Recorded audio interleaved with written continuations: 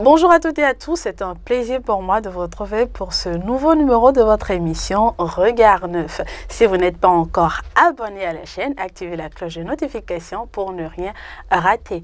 Aujourd'hui, nous allons parler de violence conjugale. Oui, vous avez bien entendu, aujourd'hui il sera question de violence conjugale car les violences conjugales peuvent être à l'origine de blessures intérieures et elles peuvent également faire suite à des blessures intérieure grave. Mais avant de poursuivre, nous allons parler de la violence conjugale dans la Bible juste après le générique.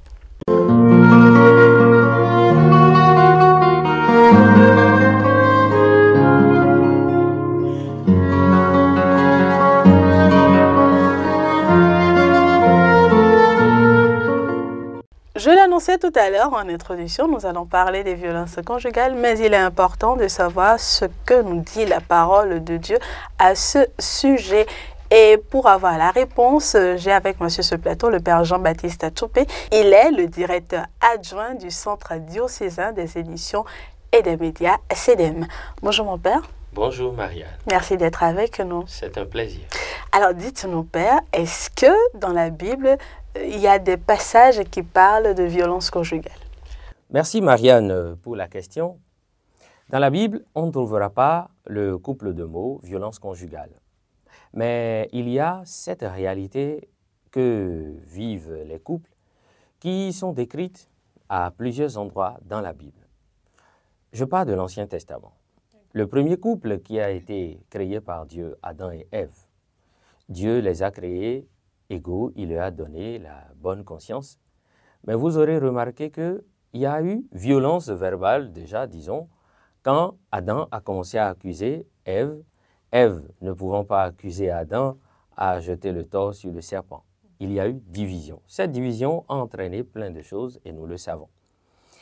Maintenant, plus loin, beaucoup plus loin, dans l'Ecclésiastique, une forme de violence qui était comme permise aux hommes dans le Moyen-Orient et un peu comme chez nous, l'homme peut se permettre de tout faire. Il peut être infidèle, il peut faire ceci et cela.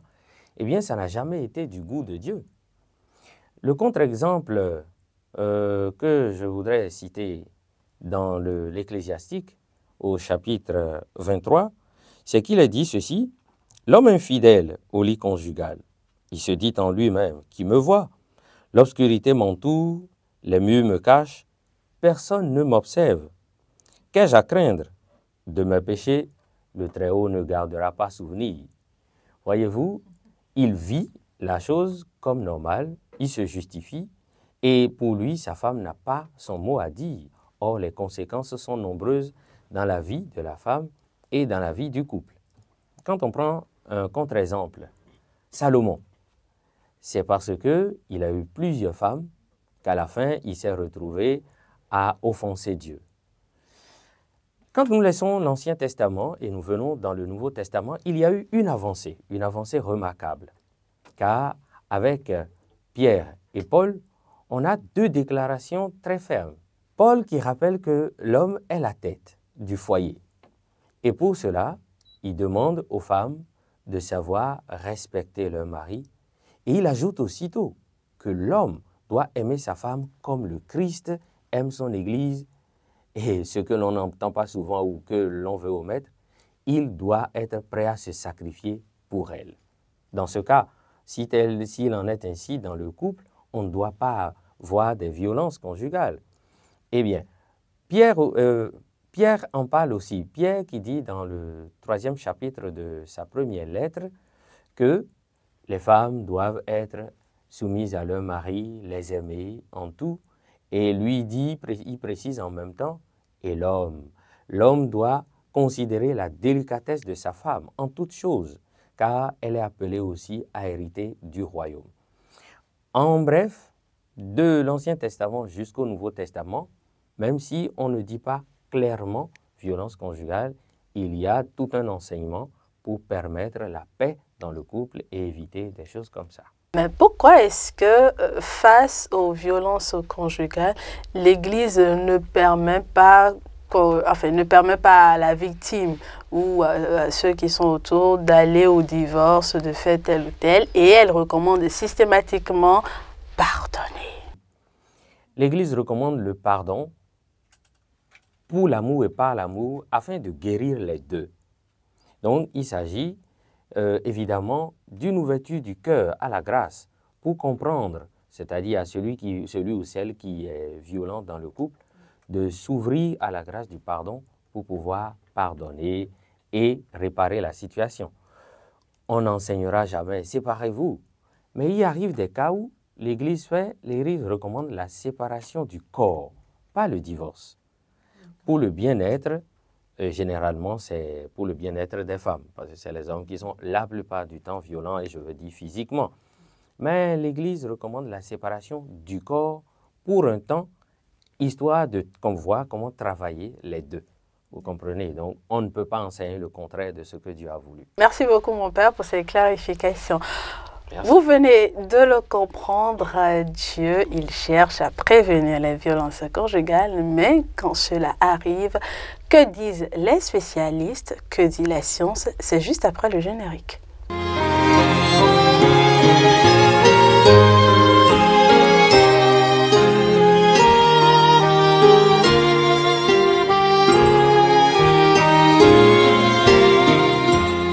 Nous aurons l'avis du spécialiste sur les violences conjugales, raison pour laquelle j'ai avec moi sur ce plateau Dr Kwasi Komlan. Il est psychologue et thérapeute de couple.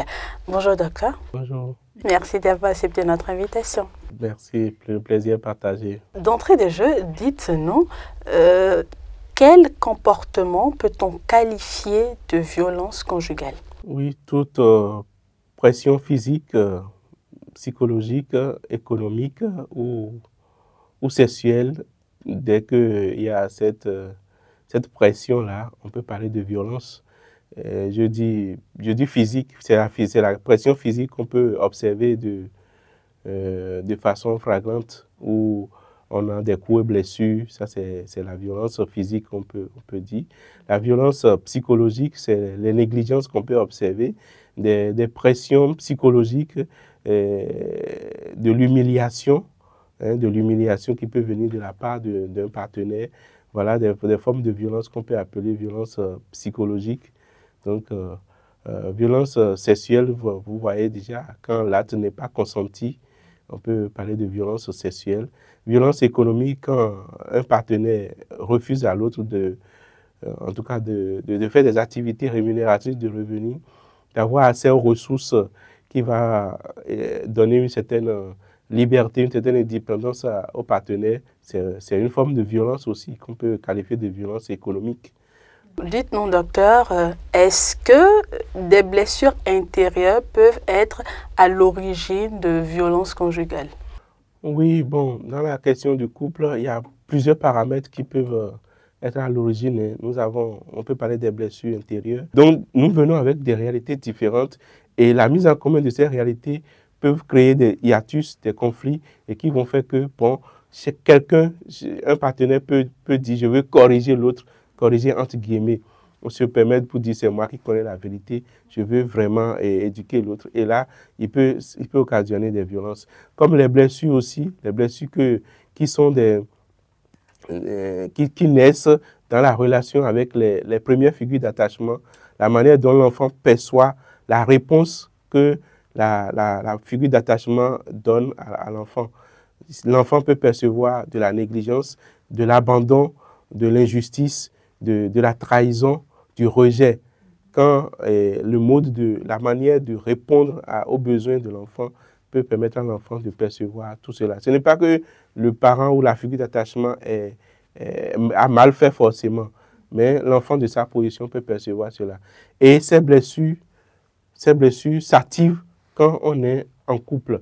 Parce que quand on est en couple, plusieurs choses se passent, et la communication, donc ce qui fait que ces blessures s'activent.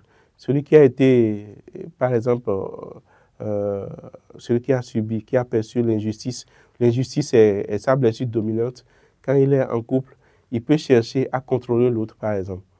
Il peut chercher à contrôler l'autre, ce qui peut faire que, à des moments donnés, si les comportements de l'autre l'échappent, il peut passer à la violence. Il peut passer à la violence quand il perd le contrôle, par exemple.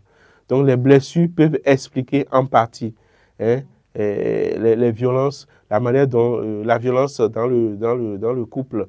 Les blessures n'épuisent pas vraiment la compréhension, mais en partie, elles peuvent expliquer. D'accord. Alors, quelles sont les conséquences que peuvent avoir les violences conjugales sur la personne qui est violentée?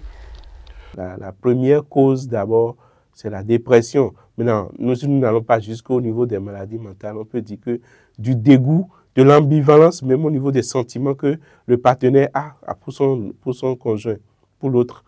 Et parfois aussi, le partenaire qui est victime peut se culpabiliser. Il peut dire, eh bien, j'ai été responsable quelque part, mais j'ai fait quelque chose qui a mérité ça. Ou bien, donc, il y a cette culpabilisation aussi qui peut arriver au niveau de la victime. Et le milieu violent a un impact sur l'enfant. Et cela peut faire aussi que l'enfant peut développer des troubles psychosomatiques. Vous voyez, il y a des enfants, quand il y a la violence entre les parents, les enfants se culpabilisent. Ils se disent peut-être que c'est à cause de moi et développent des troubles psychosomatiques, c'est-à-dire que des manifestations, il peut y avoir des maux de ventre sans raison, il peut y avoir des acnés sur le corps, il peut y avoir quelque chose qui circule dans son corps, on fait les analyses, on ne voit rien, parce que l'enfant somatise ce qui se passe au niveau des parents. Et ça peut arriver même jusqu'à la mort. L'enfant peut mourir. Vous savez, dans notre culture, on sait, l'enfant peut mourir juste pour dire que je veux que ça cesse entre les parents. Merci beaucoup, docteur, pour ces explications. Voici pour vous la liaison.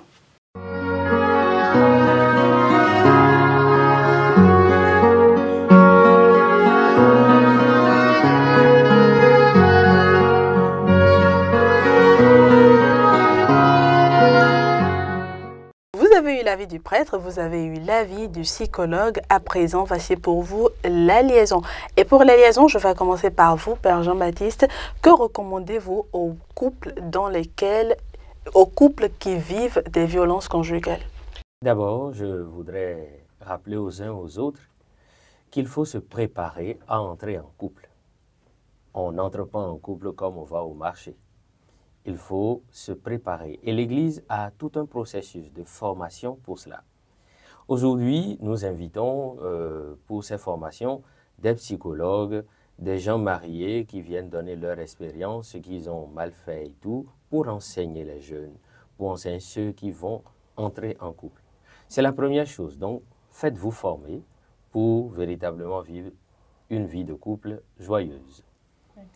Et deuxième chose, pour ceux qui vivent cela, parlez-en à votre prêtre ou à un ami qui peut en parler au prêtre ou à un psychologue pour que vous soyez accompagnés.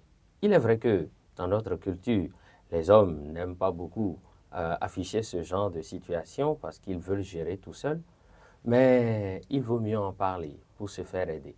Sinon, ça risque d'être trop tard.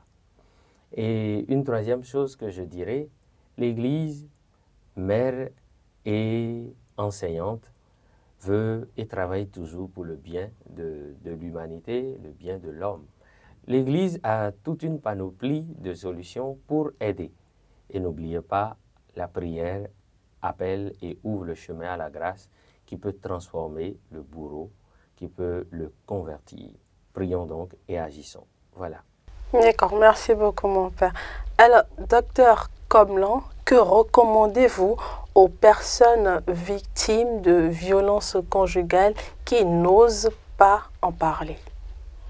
Il faut chercher de l'aide dans tous les cas. Et ce qu'il faut faire aussi, dans le sens de chercher de l'aide, c'est de travailler sur soi, travailler sur sa manière de communiquer, de travailler sur ces démons personnels, on va dire, sur ces démons personnels. Parce que vous savez, dans la relation de couple, il y a beaucoup de choses qui se passent. Nous avons par exemple la dynamique de communication qui peut faire que chacun peut jouer un rôle. On parle de persécuteurs, de sauveurs et de victimes. Donc, d'abord, il faut que dans un couple où nous avons déjà cette dynamique-là, il faut d'abord que chaque personne puisse puisse se refuser de jouer un rôle dans la dynamique de ce triangle-là, de ce triangle dramatique qui ne permet pas d'établir une relation vivante, une relation florissante pour chacun, bienveillante pour les deux partenaires. Donc déjà à ce niveau. Donc l'élément important, c'est qu'il faut chercher de l'aide. Il faut voir comment est-ce que je peux répondre aux besoins de l'autre tout en étant moi-même, sans violence, sans que l'autre ne sente de pression, sans que moi-même je sois moi-même. Merci beaucoup, docteur, pour votre disponibilité et pour vos précieux conseils. Merci également à vous, Père Jean-Baptiste, d'avoir été des nôtres. Chers internautes, nous espérons vivement que cette émission vous aura permis d'en apprendre davantage sur les violences conjugales et surtout que cette émission vous aura permis de savoir quoi faire, comment réagir face aux violences conjugales, que cela vous concerne directement ou même que cela concerne un proche ou un parent. Comme j'ai l'habitude de le dire, prenez soin de vous, prenez soin de votre cœur et n'oubliez pas qu'avec Dieu, tout est possible, tout peut changer. On se retrouve le samedi prochain pour un nouveau numéro de votre émission Regard Neuf.